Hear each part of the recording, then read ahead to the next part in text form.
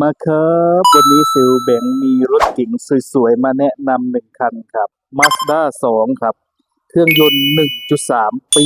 2019ครับตัวนี้เป็นเก๋ง5 ประตูด้วยครับสวยๆมาตัวนี้เป็นล้อแม็กเดิมจากโรงงานของ Mazda เลยครับนี่รถสวยพร้อมใช้งานครับนี่สีเทานี่ถือว่าสวยนะครับรักษาดูแลง่ายพร้อมครับนี่ครับด้านหลังสวยๆครับ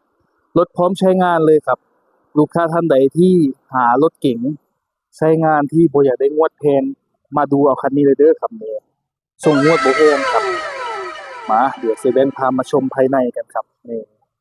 ภายในก็จะเป็นโทนสีดำเนาะครับครับอย่างมืดๆหน่อยเด้อครับนี่มาด้าสวยเลยครับนี่พวงมาลัย